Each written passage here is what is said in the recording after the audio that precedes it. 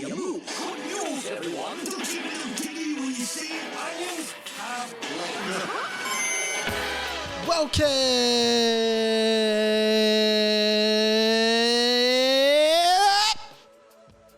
Never done that before. Bet that gave you a little shock. If this is your first time listening to the podcast, you would have been like, what the heck? What the bloody hell have I bloody tuned into here? It doesn't start like that every week, but I just thought I'd give everyone a shock. To 20th Century Boy, welcome to 20th Century Boy. My name is Realio Depressed. I'm not really. And this is the inside of my mind. Life really just sucks at the moment. Life actually, Melbourne has had cumulatively the longest lockdown in the world. And it's just like, I just feel like Groundhog Day. Sorry guys, I'm not saying anything revolutionary right now. Imagine if this was the first time you've listened to my podcast. I started the podcast by yelling at you and talking about how I'm depressed. You may as well stop listening. You really might as well stop listening. No, please keep listening. It's a good pod. I swear. Take it from me. I wrote it. Yeah, everything's really static. Everyone's fighting. Everyone's unhappy. Life is just trash. At the moment, it's so boring. Nothing to look forward to. And, well, I guess there is something to look forward to, but who knows? If you're from Melbourne, say hell yeah. Hell yeah. If you're not from Melbourne, say hell yeah. Hell yeah. But yeah, it's a bit weird at the moment. Of course, my name is Radio Mike, a young writer and producer from Melbourne, Australia, trying to make his way through the rough and tumble of living life. Sometimes it's easier than other times. At the moment, it's getting difficult and it sucks, but it is what it is. We can't really do anything about the situation we find ourselves in. So hoping everyone's feeling okay at the moment. And sorry for yelling at you before. It got out of hand. I'm sorry, guys. I want to do a quick plug for the Patreon, patreon.com/Radio Mike. 2 bonus podcasts now. If you like me, you can get 2 bonus podcasts, 1 week on, 1 week off. As in, there's 2 podcasts. The Mike's podcast, where I catch up with intern Mike, editor Mike, and Siggy Mike, the old characters from this show. That's every odd week, and then every even week it's Pat and Mike, where me and Pat, the producer and editor for this show, get together and just chat about behind the scenes stuff and what we've been doing. As little as $1 a month, you get access to that. Thank you to all the new Patreons. I should read their names out on this. For as little as $1 a month, you get access to those 2 bonus podcasts. So 1 every week now, which is awesome. New patrons, Ashlyn Spindon. Welcome to the Patreon family. John Hannigan, Mr. Greentex, Patrick De Gilio, 1001 Songs That Make You Want to Die, which was a podcast I guested on, and Four Sounds. All of you, welcome to the Patreon family. Little as $1 a month or more if you've got it, whatever you can afford. It really helps me out. Currently, the podcasts run at a loss, and all the money just goes to covering the costs of the podcast. So there's a little incentive to sign up. I also put this episode is a day late. I also put up, instead of the podcast yesterday, I put up a sample of the mics. So if you want to test it out, that's a freebie for you. And from now on, those will, if you like it, go on the Patreon. You'll get those every fortnight and another podcast on every other week. So patreon.com/Radio Mike, paypal.me/It's Radio Mike. If you want to give $12 for a year subscription, say, and you don't want to sign up to Patreon, feel free to do that, and I'll send you all the files to the Patreon episodes. $12 a year is like buying me 3 coffees a year. So if you would go out and hang out with me for coffee 3 times a year, consider donating to the Patreon. That would be cool. Consider this podcast me and you on a coffee date, right? Me and you on a coffee date, I'm telling you stories, and it's probably a bad date because I'm not letting you talk. I'm just talking at you. There's no give and take. It's just me talking. You wouldn't go on a second date with me, but, just imagine. Of course, radiomike.com.au for any merch you want to buy and to check out all of my content and my YouTube channel as well. Apologies for the late episode. I've been really busy this week, so it's going to be out on Wednesday. I might move the day of the podcast back to Wednesday or Thursday, but For the time being, it's going to stay where it is. Trivia question of the week. We start every show with a fun little trivia question. Last week's trivia question was: Cell, Frieza, and Piccolo are all notable villains in which franchise? You can answer the trivia question of the week at 1-800-438-353. The winner gets a free grilled merch pack at the end of the year. So whoever has the most points. So call up every week. Try and win that free grilled merch pack. The correct answer this week, I can't remember your name, but welcome to the radio family. It came in from this person. Hey Mike, it's Radio Kian here. Kian. Just here to answer the quiz. I'm pretty sure the answer for the latest one is Dragon Ball. Anyway, I love you. Bye. Love you too, Kian. Thank you for using the preferred sign-off of the podcast. It is, in fact, Dragon Ball. Cell is the big green dude from Dragon Ball. Well, Piccolo is also a green dude, and then Frieza is...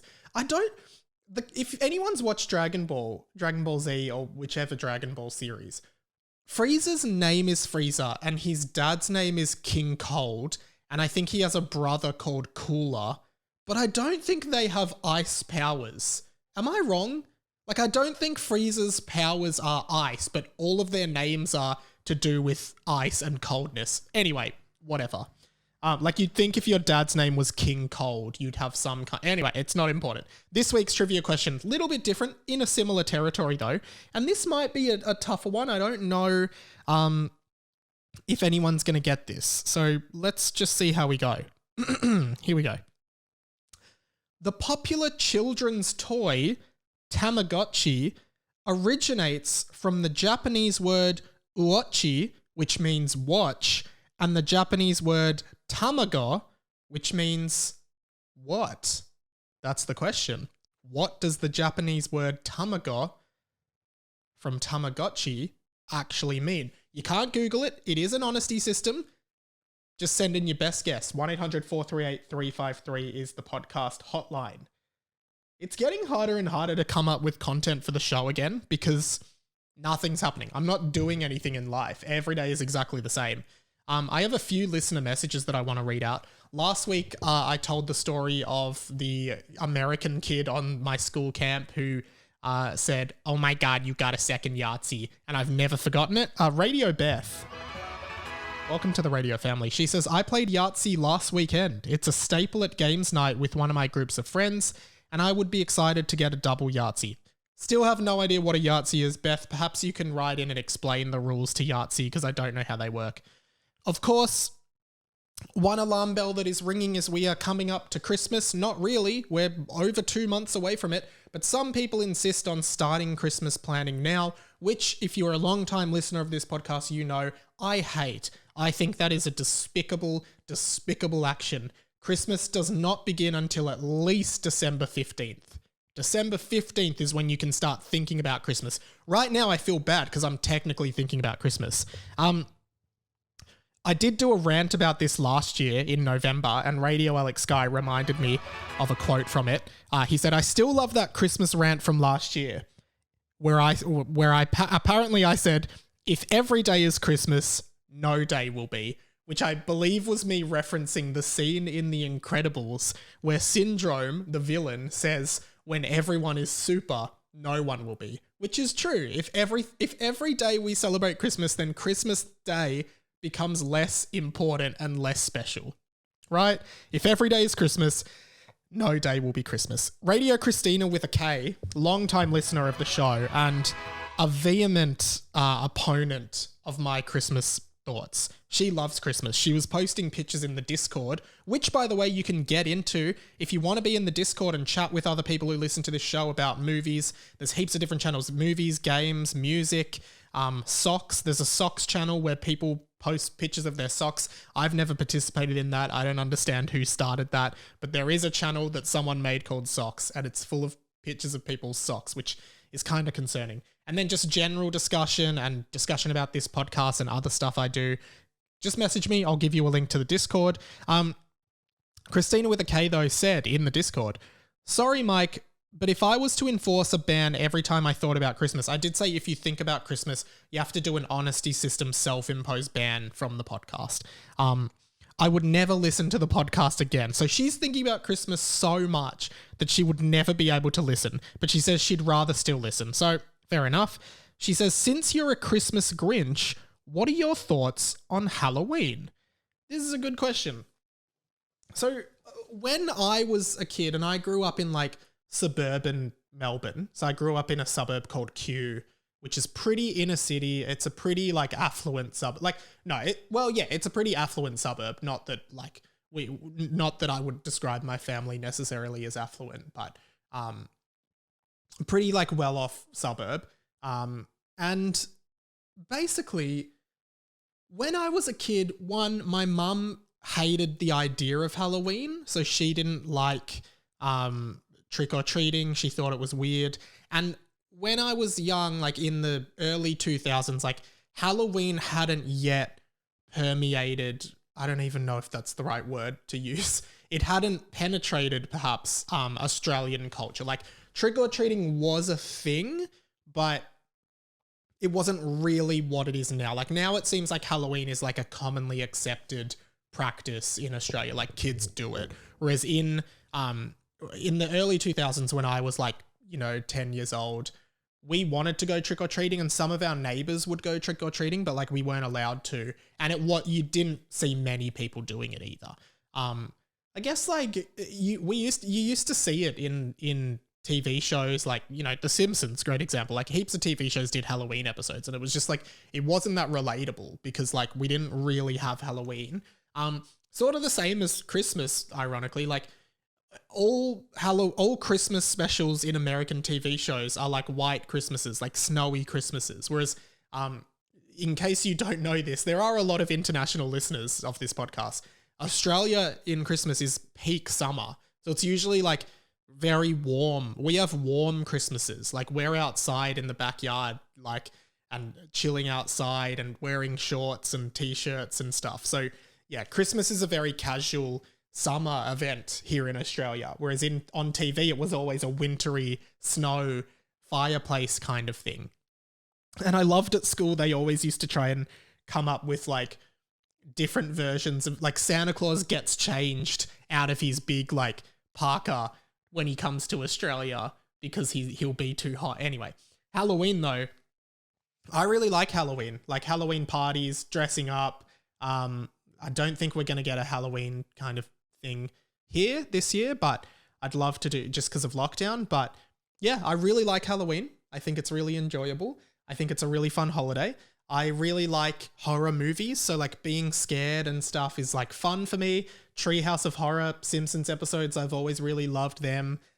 Usually on Halloween, I watch a bunch of the Treehouse of Horror movies, and on Christmas, I watch all the Simpsons Christmas episodes. That's like a comfort thing for me. But yeah, Halloween I really like. And I've actually never been trick-or-treating because when I was a kid, at least in Melbourne where I lived, it wasn't really a thing. But yeah, so those are my thoughts on Halloween. I also love the movie, ironically again, I love the movie The Nightmare Before Christmas, which is a Tim Burton Disney film, with Jack Skellington. That's about Halloween Town, where they celebrate Halloween every day. Again, if you celebrate Halloween every day, if every day is Halloween, no day is Halloween. So that town would be fucked. But that's a good movie, and you should watch it. Overall, though, I've felt it might be a shorter episode just because of time constraints here, but I've felt so exhausted recently. And at first I thought it was because of Squid Game, the TV series, because that was just so intense and stressful and like, took it out of me. But then I also realized it was, we moved into daylight savings, so we lost an hour. And I'm wondering if I was kind of like jet lagged into daylight savings for a week because I was like sleeping so late. But then I was like, no, but this is kind of the time you would wake up normally. But now that it's daylight savings, it looks a lot later than it is. And then so I've adjusted to that now and I think I'm doing okay. But yeah, I thought that Squid Game had just ruined me. Maybe that contributed a little bit, but yeah, generally just extremely excited to, I don't even know if I'm excited to get out of lockdown. A lot of people are saying they're socially anxious to get out of lockdown and to like get back into the real world because what is the real world now? But Yeah, I'd be interested to know people's thoughts in how you're coping coming out of lockdown, if you're coming out of one. Like Sydney listeners, I know there's a few of you. How are you feeling about it all? And like, we're gonna get to a point now, like say by January 2022, when like the pandemic's not over, but like most people are vaccinated, we should be okay, right? And we won't have to do lockdowns anymore. So it's now getting to a point, which is crazy to think about, where we can reflect on the last 2 years and be like, okay, so those 2 years are kind of like a part of our life where we missed out. Like we did kind of miss out on a lot of life. And there was a period in Melbourne where I think November 1st or November 8th or something through to like March or April this year. No, June this year. So we did get 6 months of some kind of freedom, but cumulatively we've nearly spent a year in lockdown and we've kind of lost all that time, and I'm really feeling it. And it does make me a little bit sad, because I'm trying to think about, yeah, like we're kind of mourning lost time. And a lot of people I've spoken to are like, yeah, like I've mourned like my 20s, and like my, you know, some people are like, oh, like it's just a tough time for everyone. I've been really lucky that I've worked the entire time throughout the pandemic. Like I've been really grateful for that. But yeah, with nothing really breaking up the monotony of life at the moment, it's been really tricky. So again, like I'm just kind of reflecting on it. And in January, like it does feel like it's gone so fast and so slow at the same time. Like maybe because I've moved houses 3 times. Like I've actually lived in 4 different places, if you count like the few weeks this year I spent back at mum and dad's. I've lived in 4 different places over the last year. And also 2 out of 3 years of this podcast have been during the pandemic. Like it just feels like from the end of 2019, when the world was just how it was, to the end of 2021, right? That's like a 3-year, 2019 to 2022 is 3 years. And like, yeah, like I just don't even remember what life was before this. It's getting crazy. I didn't really intend to talk about this, but I do feel a bit emotional. I feel restless. I feel like confused and anxious and all of those feelings, and just trying to figure out, what does my life look like on the other side of this? Because everything's going to change again. And it's going to be so strange and weird. It's going to be like a new world. And I'm always thinking what my life looks like on the other side of it. But yeah, I guess I just have to, you know, take the leap and be brave. I want to talk about a few things still. So, you know, there's probably still another 20 minutes worth on this podcast. So yeah, it won't be too short of an episode. I thought it was finally time to address something. And I think the reason I was putting this off... Oh, did I not put this... Oh, no, I did. Sorry, guys. Ignore me. I'm just trying to produce the show while I'm doing the show, which is tough. What I've realized is... in the very first episode of this podcast, the very first ever episode of 20th Century Boy, which came out in like... I think it may have been... I could be wrong, but the date might have been the 30th of January 2021. 30th of January 2019. And I've said this a few times. For whatever reason, and I don't know why, I'm still trying to figure it out, podcast apps for this podcast and some other podcasts, they only show the most recent 100 episodes. And now that we've probably done like 150 episodes, like there's 50 episodes that you just can't listen to, right? And I don't know the reason behind that. But I know if you go to Omni, which is where I host the podcast, you can find every episode. So if you do want to go back and listen to season 1 in full, you can. That being said, I've talked heaps on this podcast about how I cringe a lot at season 1 of the podcast. I should read out a couple of listener things though, because a few people did have some really nice things to say about the first season of this podcast and how it was their favorite and how they thought it. Well, I'm not going to read out the message, but like it was really charming. It had like, and it did have a certain charm to it, but you know, the podcast has changed a lot in the last 2 years, frankly, because I've changed a lot in the last 2 or 3 years, like the whole world has. And I think I've been avoiding doing this because I just never wanted to listen to the first episode of the pod again. And having to get this audio get this audio from that podcast was painful because I had to hear parts of the first episode of this podcast in which I go back to me at age, I must have been 24 at the time, or whatever, however old I was. Yeah, 24, 23, and just like look at how different I was and hear me talk, and I cringe. I cringe so hard. But this has been something that I should have done a long time ago. It was meant to be in season 1 that I just never ended up doing, but today I'm going to do it. If you're a long-time listener of the podcast and you've listened to every episode and you listened to the first episode, you may remember that I said this. If you hear me tell a story and you're like, oh, tell us more about that time your brother slit his leg open on your grandpa's license plate on his car and had to get rushed to hospital on Christmas Eve. Like, if you want to hear, I'm not going to tell that story now, but if you want to hear that story, send me a message and I'll tell you. And it's a great story. It's great. Just hearing that, I've cringed so much. Like, why am I talking like that? What the hell, Mike? You fucking weirdo. It is a great story though. Like, this was a tease. This was an absolute tease. Like, I had to tell this story, but I just haven't. Now, 2 years later, over 2 years, 2.5, nearly 3 years later, you're finally going to hear the story. And boy, oh boy, is it a crazy story, right? It is an absolutely insane story. And it goes in twists and turns. So let me take you back 21 years. Let me take you back 21 years. Where little Mike in 1999, we're in 1999. The year is 1999. Some of you may not have even been born yet. The year is 1999. The date is December 24th, 1999. Let's get a calendar up. Let's figure out what day of the week that was. 2021, all the way back to 1999. December 24th, it was a Friday night. It was a Friday evening, the 24th of December, 1999. It's Christmas Eve, and 4 boys, Mike, my brother Dan, my cousins Paul and Marcus, are at my nonna's place in Ascot Vale, getting ready to go to midnight mass. We're a Catholic family. We're a family of strong Catholic values. We're going to mass for Christmas. And, you know, mass certainly isn't the most exciting thing for young boys to do on Christmas Eve. We're ready for Santa to come in, right? We're looking in the sky to see if we can spot Santa. We're excited for presents. We're hyped up, right?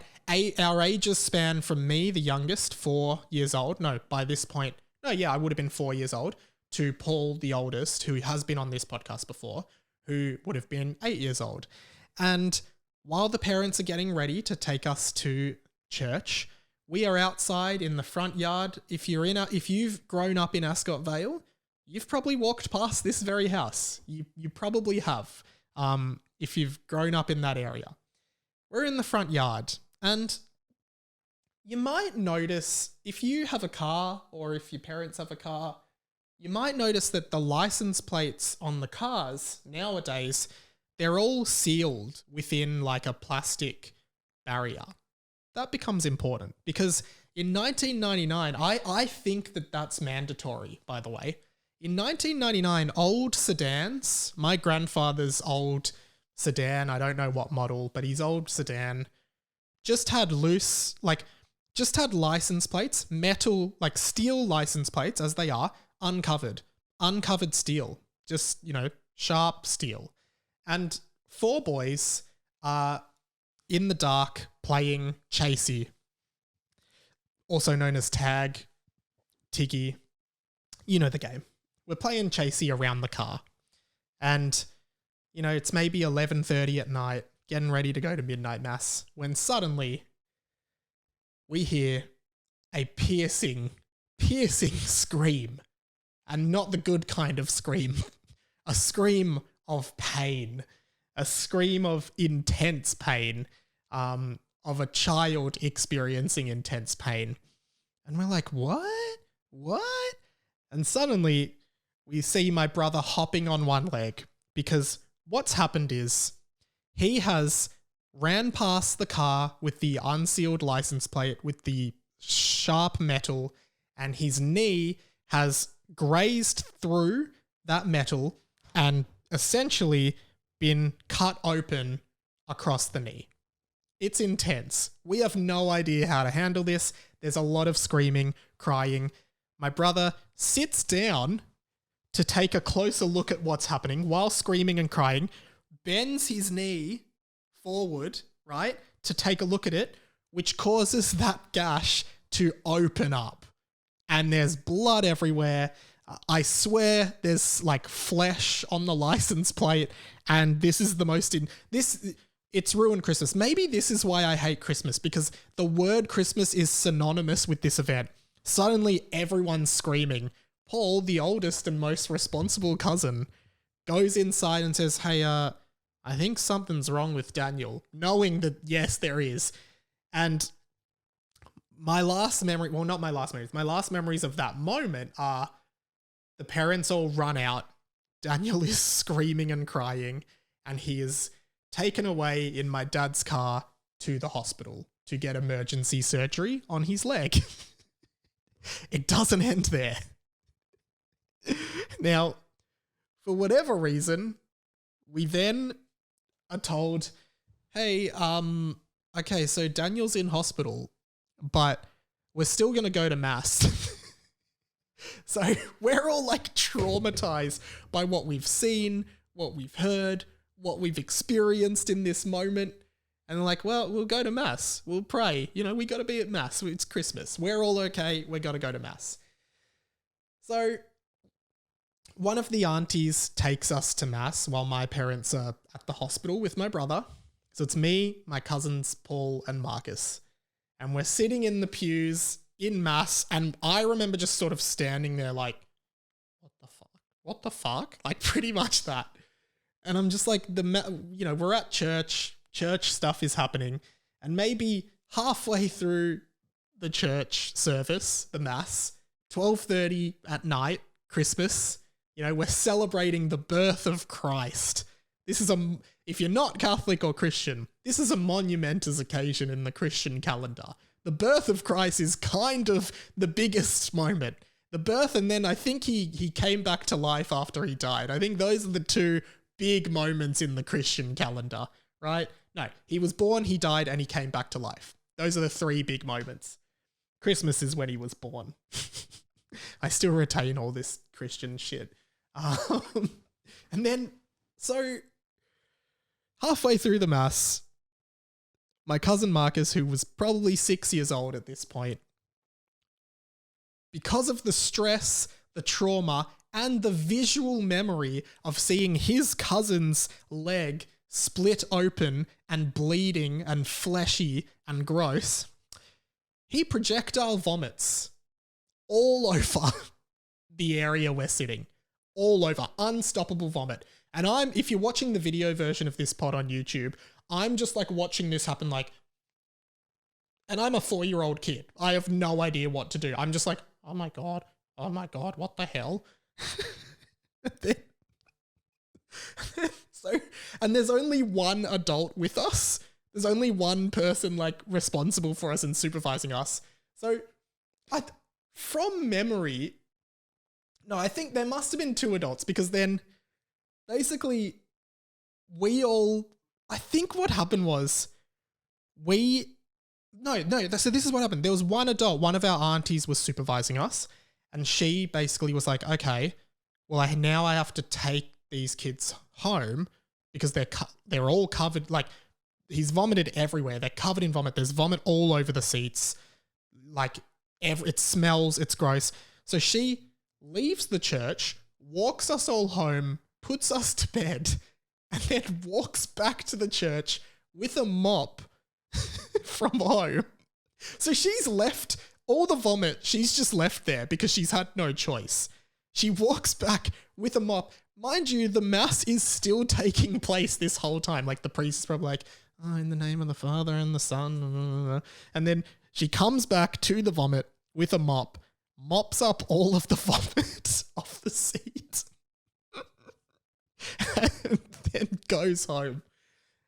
Anyway, we all stayed at Nonna's that night. Santa Claus found us. Me and Daniel got Pokemon Stadium for Nintendo 64 for Christmas that year, so it kind of made it all worth it. But also, so basically the next morning we all wake up, we unwrap our presents which have mysteriously arrived at Nonna's place, and Daniel comes through the door in the morning with his leg all plastered up and he's smiling and really happy. Everything's okay. But it is a story that regularly comes out at family events, and maybe I could get him to send a photo, but my brother still has the scar on his leg. Like, it's a defining part of his body. It's a big fuck off scar. Like, it is a huge scar, and I love it. I think that's why I've just unpacked some trauma around Christmas, because that was just one of the most traumatic experiences that a 4-year-old boy could ever had. Like, your brother's leg gets cut open. He gets driven screaming and crying to hospital, disappears for the night. Then you're forced to still go to church, and your cousin vomits everywhere, and then you just have to go to bed. But then you get Pokemon Stadium on Nintendo 64, which is awesome. Anyway, it was a crazy year. 1999. If you were alive then, tell me what you were doing that year. What was your Christmas like? Because that was ours. But yeah, if you grew up in Ascot Vale, you've definitely heard that. You've definitely probably walked past my Nonna's house where this all occurred in the front yard. Try to guess which one. It's not far from where I live now. And yeah, it's not far from where I live now. Anyway, couple more things before we wrap. So it might not actually be a short episode. People really enjoyed that I brought this segment back last week. So we're doing it again. This is the shittest thing I've seen all week, featuring me, Radio Mike, the guy from the podcast. Also, fuck you. I don't know. This is another season 1 relic. And apparently in season 1, I thought it was funny to end every segment intro with "also fuck you," which is a reference to South Park, which I don't have a grab lined up, but if you know it, you know it. This week, and I'm gonna go on a more of a rant, but if you're from Australia, you may have seen there is currently a little saga unfolding with Sam Frost. If you're not sure who Sam Frost is a girl who is famous because she got rejected. No, I should be more sympathetic to her. Sam Frost was a girl who was on a TV show called The Bachelor, and she won The Bachelor. She was the woman that the guy, Blake, chose that year. Now, let's just play a little grab from the final episode. This is kind of what happened in Sam Frost's season of The Bachelor. I should say this clip was ripped off other people reacting to it, so you can hear people laughing. That's them reacting to it. But here is what happened when Sam got chosen as the Bachelorette, as the Bachelor winner, I should say. I love you, Sam. I love you so much. So much, so much, so much. I love everything about you. Everything about your life. Everything about who you are. I always want you by my side. I only have one final question for you. Will you marry me? 100%. Okay, few things with this. Now, if you don't know the rest of the story, after the TV show happened and he proposed to her on the last episode, he immediately broke up with her to be with the person who came third. He regretted his choice, despite saying that he loves her so much and always wants her by her side. I think I couldn't find the clip, but I'm certain at one point he literally says to her, "I have never been more sure about anything in my life." Now, if you say that, you can never trust yourself again. But the thing is, with Sam, another thing that I think is interesting about it is he says, "Will you marry me?" And she responds to that with 100%. I love that. I think we should start answering yes or no questions with a percentage value of how much you agree. So it's like, hey, do you want Macca's for dinner tonight? 60%. Like it makes no sense. 100%. Yeah, 100% I'll marry you. Sure, man, 100%. I find that funny. Now, we're not here to talk about Sam Frost's journey on The Bachelor, because after she was rejected and she kind of blew up, she ended up being the Bachelorette. She got her own season. She had a like arc where she was able to like get even. All the promos were about, I had my heart broken, I'm ready to find the one. She found the one, they broke up, whatever. Now, she's on Home and Away. She's a main character on Home and Away, which is a soap opera here in Australia. And recently, things have blown up for Sam Frost because she did a video on Instagram talking about how she's not vaccinated and she's not going to get vaccinated, and how she feels like people who aren't vaccinated are being divided, and like, you know, just really a really heartfelt call out, like, hey, I'm not vaccinated, and you know, I don't feel like I want to be, and you know, it's whatever, right? What I think about this is, can I please just put it out there that if you were ever on The Bachelor, The Bachelorette, Love Island, Bachelor in Paradise, if you were on any reality show, we don't give a fuck about any of your opinions. We really don't. If you are from The Bachelor, just shut the fuck up. We don't care. Like, you don't have to give us your opinions. I know you've got a lot of followers and you think you're really important, but you're not. Nobody cares about what you have to say. Just do it. Keep it offline. No one wants to hear from you. I'm the same, okay? No one should listen to this podcast and give a fuck about anything I'm saying. I'm not acting innocent here. Don't listen to any of my opinions. If you listen to my opinions, you'll end up like me, doing a podcast on a Tuesday afternoon from your Kensington share house. Actually, my life is pretty good, but like, don't listen to me. If you listen to what I say, you'll end up like me. You don't want that, okay? It's not that good. Don't listen to me. Don't listen to anyone. Like, the fact that Sam Frost from The Bachelor and Home and Away thinks that, like, it's just insane. Like, and I guess, like, now me saying that kind of counters my next argument. But the thing that just I think is insane, and like this being the shittest thing I've seen all week segment, what I just think is crazy about this life we're living, this world we're living in, is like just how like I understand that there'll be backlash to someone coming out and saying, hey, like, I'm not vaccinated, I don't want to get vaccinated. I get that. And my opinion is, and again, whatever, like, you should get vaccinated. It's safe. The data's in. It works. Get vaccinated. It's a good idea. You don't want to get COVID. It will be worse. And, but my thing is just like how intense the backlash is in our society now. Like, people are just so aggressively piling on Sam. And I guess, like, I can't really figure out where I sit on this, because I think that, you know, 9 times out of 10, cancel culture is really stupid. And a lot of this stuff I think is just so excessive. Like, people are just so mean. Like, people think if we pile on her and just aggressively talk about how privileged and well off she is, and how she shouldn't be using her like her influencer status for spreading misinformation, and just like, and I guess that's true.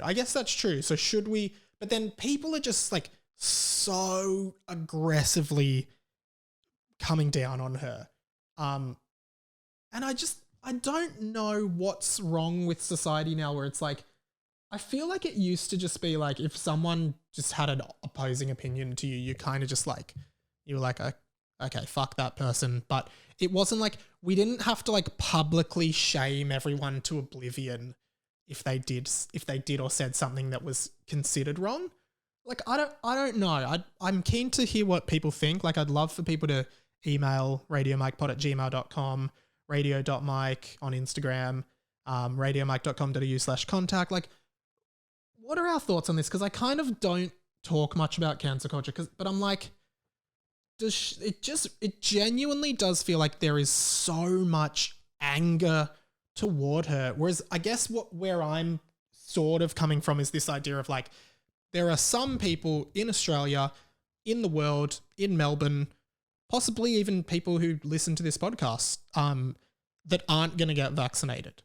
They've just made their mind up, whether for whatever reason. Maybe they're scared, maybe they're anxious. And like, my opinion, as I said, is that you should get vaccinated. But I don't think that being aggressive and angry towards people is going to make them be like, oh, I should get the vaccination if they've decided they're not. Like, I think that's kind of how and where I'm coming towards this. I just think like, if someone's made their mind up, like they've made their mind up, and whether you think it's the wrong choice and whether it like, yeah, I guess the argument is, well, it puts other people at danger if they're not vaccinated, which is true. So again, I don't know the right answer, but I just think so much of society now, and I feel like it is turning a bit, but so much of society is calling out other people and people thinking they're like, especially Twitter. Twitter is just the most depressing place I've ever been. It's just people being upset. Twitter is like, I'm upset. Instagram is like, I'm hot and my life is awesome. Twitter is, I'm upset. This is the problem. And people do tweets like calling people out and get like 2,000 likes on their tweets, for example. And they're like, wow, like, I am right. I am right. Look at all these people agreeing with me. I'm right. This is right. It is right for me to be angry and aggressively insulting people who disagree with me. That is the right thing. And people clearly agree with me. Look at all these retweets. Look at all these likes. But what I think people don't think about is you on Twitter, it seems like people only follow the people that agree with them and are on the same side as them politically. And people, I don't know, people like to block people who have opposing or contrasting views. Like, it seems like people post screenshots of them blocking people and it's like, block this person. And it's like, what kind of world are we living in where you block anyone who disagrees with you? I don't know, like maybe I'm wrong. I'm just really jilted in this. And I feel like there's a push now where people are more like, nah, we're good. We're not going to like shame people. We're not going to count. Like, you know, people are flawed. Most rational people understand that people are flawed, that people aren't perfect. And, you know, I'm not talking about people doing outright horrific things, you know, I think for a while there, it was like, no, you've done one thing slightly wrong. You said this wrong or you did this wrong. So now you're here. You're in this camp and everyone else is on the good camp. And it just it baffles me. Like, what people think Twitter is a reflection of society. So they're like, oh, everyone agrees with me because of all these likes. It's like, no, 2,000 people liking your tweet isn't the world. There's a lot of people who have different opinions. Great example of this that I find really funny is the Egg Boy drama. There was this boy, Egg Boy, Will McConnell or whatever his name was. He became famous overnight for egging a like notoriously right-wing and, you know, hate the word, but problematic politician. He egged him, smashed an egg on his face, blew up, became famous, was lauded as a hero. And, you know, good on him. And then he was like the hero of the left for a while. Suddenly, when COVID started happening, he started posting a lot of, I think, questionable things about vaccinations and the pandemic and saying that he is an anti-vaxxer. Suddenly, he's cold product. Like, no one wants to like allowed him as a hero anymore because suddenly he doesn't have those opinions that fit being the hero of the left. I don't know. It's interesting. I always go back to this fantastic quote. I'm popping my headphones on because I'm going to play it.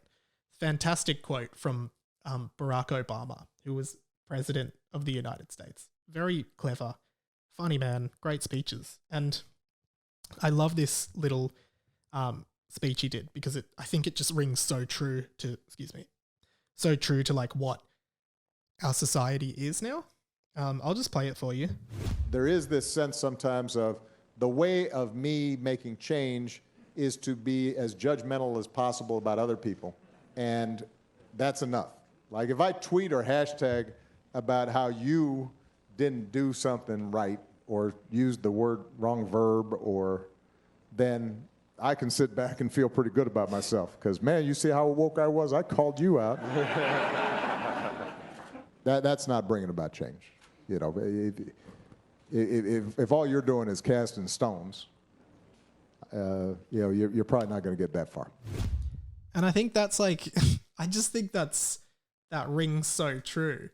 Like, it's just like everyone now, it's like everyone's so scared of being cancelled that like, I feel like that's what it is. Like everyone is so scared of being cancelled that if an opportunity to shift the attention onto someone else and cancel someone else comes up, they're like, oh, I've got to call this person out because that keeps reflecting how perfect I am and I live by these standards and stuff. And no one is going to cancel me if they've seen that I'm canceling other people. Everyone's going to team up with me because I'm canceling the bad people. There's nothing wrong with me. And if someone does find something wrong with me, they won't. They'll defend it because I've been canceling all the people they hate. So they're on my team. Like, it's just been annoying me lately. Maybe it's just because we're in lockdown. It just pisses me off. Anyway, guys, let's do this. The plug. It's a crazy time. Like, so yeah, Sam Frost, no one cares what you think. Everyone else, shut the fuck up. Like, if we all deleted Twitter, we'd be a happier people. Let's do the plug. Check out the freebie Patreon episode that's just below this on the feed, the Mike's episode 2. I think you'll really like it. Consider donating to the Patreon, patreon.com/Radio Mike. And I should tease ahead as well. On the Pat and Mike podcast, which is a Patreon podcast coming up, we're going to be doing a completely improvised Simpsons episode. So we've been doing Simpsons impressions and we're just going to improvise a whole episode. That's coming up in the next couple of weeks, so don't miss that. Yeah, patreon.com/Radio Mike, radiomike.com.au. Subscribe to the YouTube video. I've done a couple videos. I did a video on Squid Game and morality, summing up the entirety of how morality is examined in Squid Game. I do a bunch of pop culture videos on YouTube. I also put that up as an audio on this podcast feed if you just want the audio. And then I also did a video last night about me ranking all of the new characters in Super Smash Bros. Ultimate. So if you're into gaming, or even if you're not and just want to know a little bit more about a really big video game franchise, maybe check that video out. All in all, just subscribe to the YouTube if you want the full podcasts and videos and that kind of thing. As well as that, radiomikepod@gmail.com. Get in touch, 1-800-438-353. Call the phone number, and radio.mike on Instagram. Check out the TikTok. Pat puts a bunch of great clips up there. And yeah, that's pretty much it, guys. Thank you so much for listening. My name's been Radio Mike. Get yourself a second Yahtzee. I'll see you next week.